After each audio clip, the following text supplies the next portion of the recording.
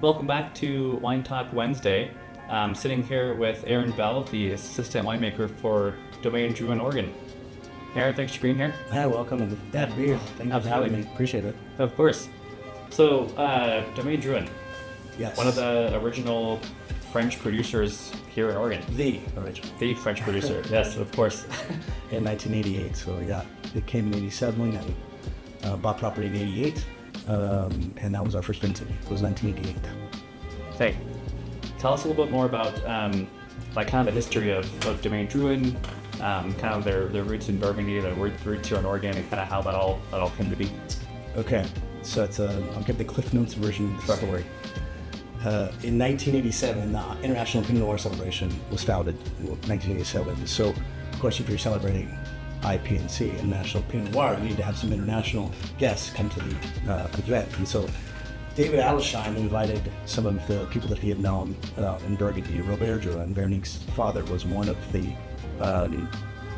wineries that he wanted to invite, and they came. So to celebrate the inaugural latest vintage of the celebration. And during that time, Robert said, well, we're going to go to the States, might as well tag in some holiday in Oregon and Washington.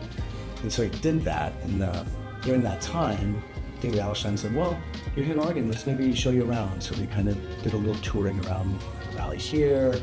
Robert, I have to back up, he knew what was happening in Oregon. He had visited here as early as 1961 Sure. to sell Joseph Drouhin wines from Burgundy. And so he came, they kind of wined and dined around, and at some point, and this is as the story goes, it's kind of a slight myth, and I'm trying to get the true story from his mouth, Bob's mouth, Robert, the story, but he says, yeah, it goes something like that. Over a campfire, there was a conversation, and David Adelstein said to Robert, would you ever be interested in buying property in Oregon? So, well, I never really thought about it, I guess if the right opportunity came about, the right situation, maybe.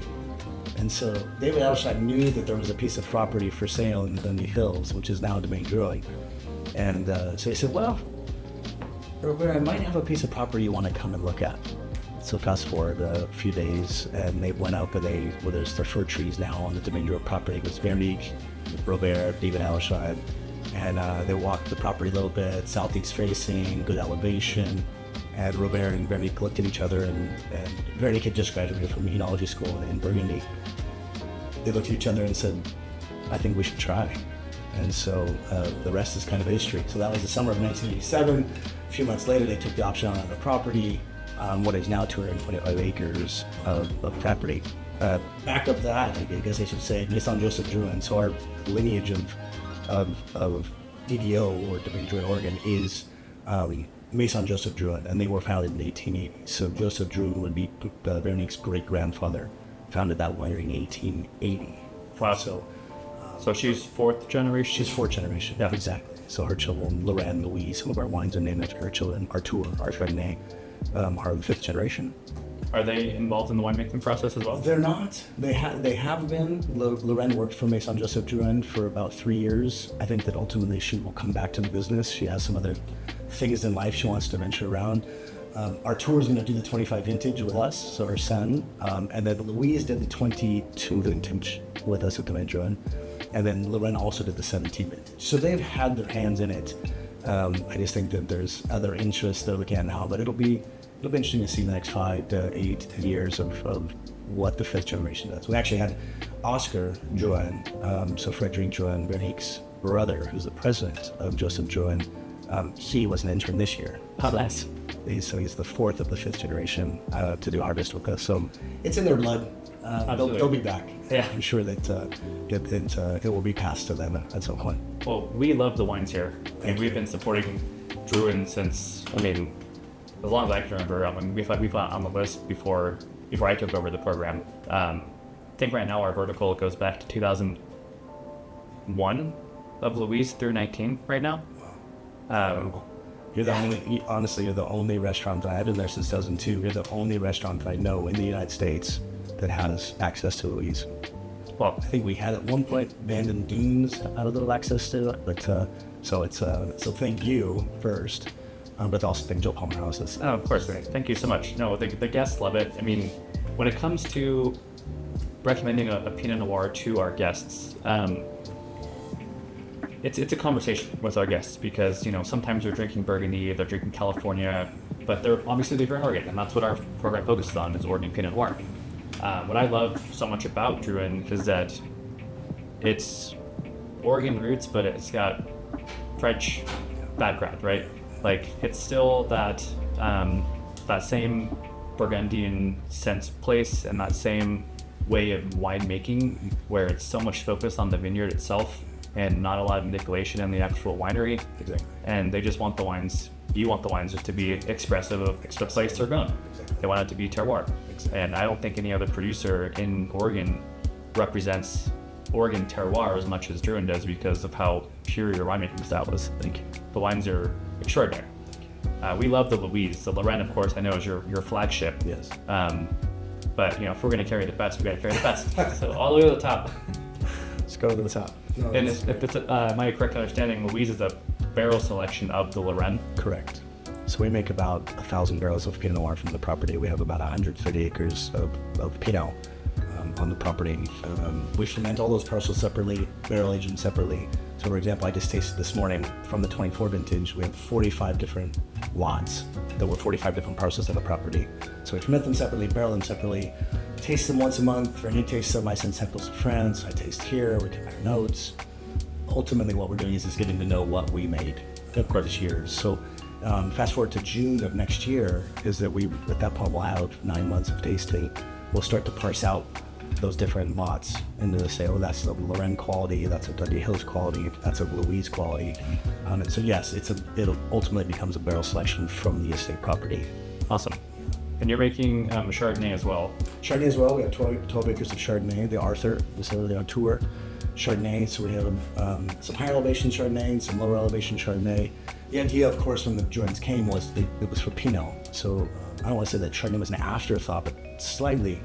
We didn't plant Chardonnay for the first time until 1991. Fit. And ultimately decided to plant more Chardonnay in 1994. Ultimately a little bit more in 95, and then fast forward to 99. So our plantings of Chardonnay and 12 acres of 94, 95, and 1999. Is there a tasting room in Burgundy? There is. There's an Neotech. Yes, there is. That's something that's new. So I'm curious then, because I know you carry some of the French stuff here in Oregon, at the Dundee Hills tasting room. Do you carry any of the Oregon stuff at the French location? Yeah, we do. Yeah. What's kind of the overall impression?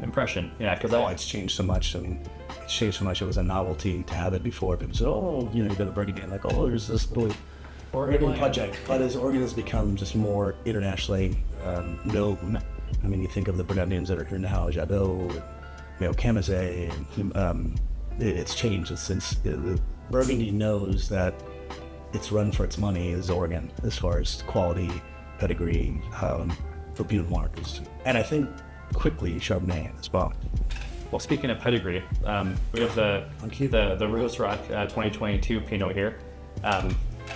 We're carrying this by the glass here, but we just heard that this was number 6 in the world for Wine Spectator Top 100. Yeah, it just came out, was announced on Wednesday, number 6. Wow, what a I mean, it's rare air to me. It's just an honor, obviously. Cheers to that. Cheers to that. Thank you. Testament to all your hard work and so Rose Rock here in the valley. Yeah, Rose Rock is the family's next adventure in Oregon. We've been making wine from that property in the Dundee Hills. So in 2013, the Drouhins looked to each other and said, believe in Oregon. We've been here 27 years. What's next for us in Oregon? And this beautiful vineyard, Rose Rock, was going for sale. So at the end of 2013, the Drouhin family bought the Rose Rock vineyard.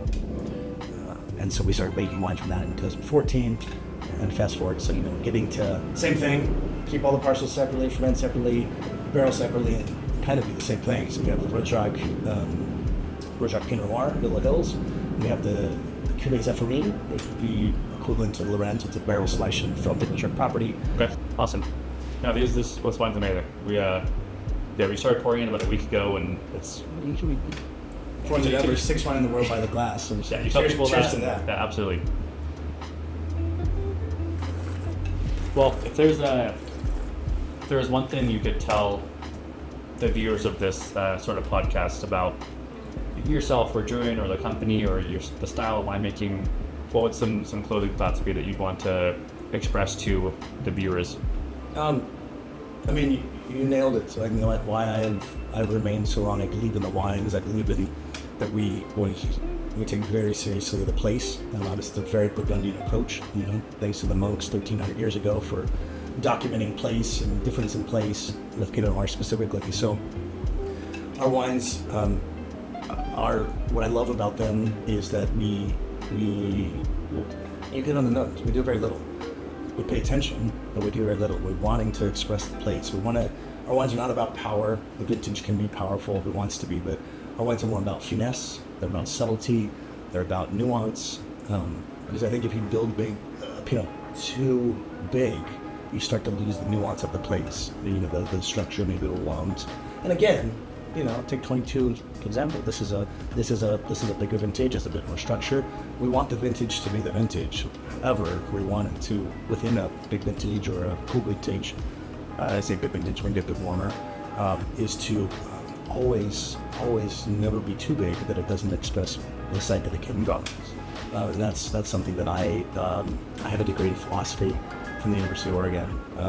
Thank God wine found me, for sure. So my only production job ever was from Domaine Drouhin. So I started in 2002. I was the right place, the right time. You know, I always say luck, timing, and passion will take, and hard work for sure, will take you a long ways. But